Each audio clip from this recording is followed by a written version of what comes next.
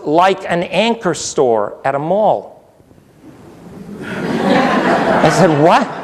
He said, it's more like an anchor store. I said, what do you mean, Anthony? Well, he said, an anchor store in the older structure of malls was typically a department store, wasn't it? Like a Macy's or a Filene's or something. And he said, you notice in those department stores, Dad, they handled everything.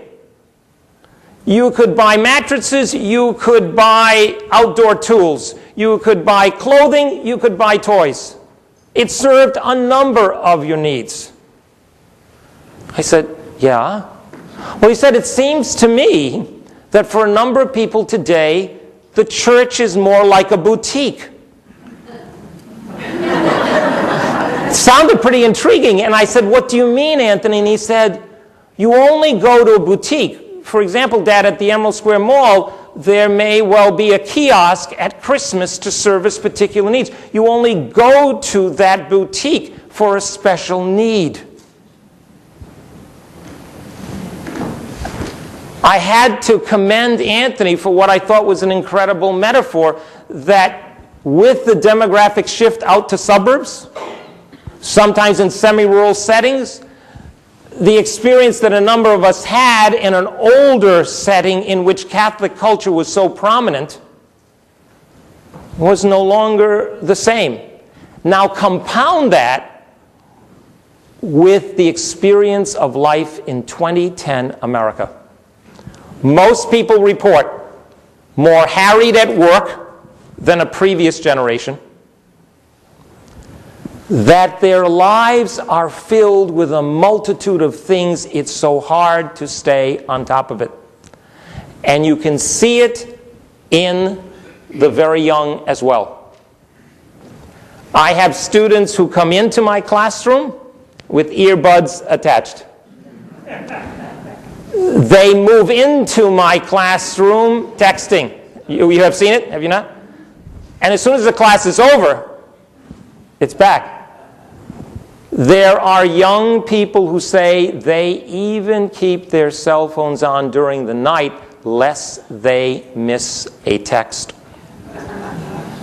Okay? Now, I'm just giving you a little window in that there tends to be report that stress is higher both at the workplace, and families report just a multitude of things. A number of young families that I have tried to offer catechesis to say when the weekend comes, they feel like simply collapsing. And sometimes that doesn't mean Saturday, because Saturday has a whole array, as you probably know, of activities as well. Who would have ever thought that you could get up at 2 a.m. and order your next pair of boots, right? From your favorite department store or boutique, and then go back to bed. Or that your Sundays would be anything like this, because I grew up with a Sunday that was clearly a Sunday. It was boring at times. Do any of you recall that? You sometimes watched paint dry, having nothing else to do. But it was very clear this day was different. To put all that together, how do we move forward? And what do we know about people who are no longer in the pew with us? I have no doubts that most of you, if not all of you, know individuals who were once worshiping with you, or have family members who once worshiped or were active in church and no longer. What are the reasons that persons report for being, shall I say, at some distance from vibrant experience of the church? In America, here's what they report among issues. A number of them say they just drifted. And it's understandable psychologically, isn't it? The less important something is in your life, if you don't attend to it, doesn't it just slowly fade out from the center to the periphery? Same thing can be happening with something you and I regard as vital. For others, that tie was not deep, and then through a variety of decisions or lack of habit, it becomes a matter of drifting away from the center. This is tied in with a fascinating statistic. 60% of our Eucharistic congregations are made up of women. 60% of Eucharistic congregations are made up of women. Now I'm going to walk you over to a concern indicated. Questions and concerns about the influence and significance of women in the church.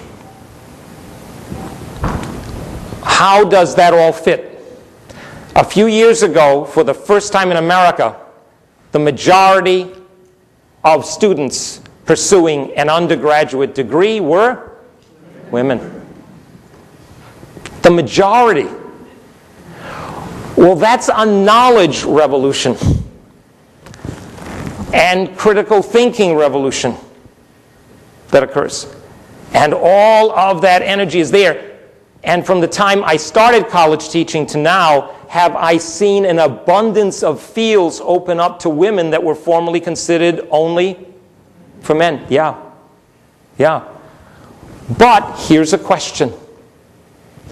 Are there ways in a non-ordained setting that women could be significant in our church and are not right now? And the answer absolutely is yes. Imagine, I just say this, imagine if in fact women were in some positions when the decisions were made regarding the abuse scandal. By the way, I am not saying that because you are women, you are on the fast track to God's kingdom and we men are just schlepping along. I know women can sin. I'm not trying to talk about moral superiority. All I'm saying is, can different sets of eyes and experience contribute in ways that are otherwise inaccessible if those eyes are not present? And the experience in my life is, oh yes. And I learned it in so many ways, and especially at home, where one thinks because one is parent, one is the teacher, and the offspring are always the students. Well, you good parents and grandparents and great-grandparents know, yes, you may indeed be educator and parent and grandparent and great-grandparent, but your children and grandchildren and great-grandchildren are educating you daily. And if we have ears to hear and eyes to see, we can become transformed through the experience. At the parish level, I think this happens daily. Take a look at the ministries, for example, at the 3 parishes that contribute to this experience. Do we have a variety of eyes, ears, talents, ordained and non-ordained, who are working collaboratively to live out the experience of being Catholic? And the answer is definitively yes. The problem so many in the church, and just imagine all of those. Imagine for a moment that you are not a Catholic, have little information, and are looking at us from the outside. And we tend to look at persons in high authority, do we not? For institutional recognition. There are persons who say, America is in deep trouble, and the problem is the press. Do you know what I'm saying? We simply target those with decision-making. That may not be fair, but perception is significant. When they look above, they see the absence of the laity, and they see the absence of women.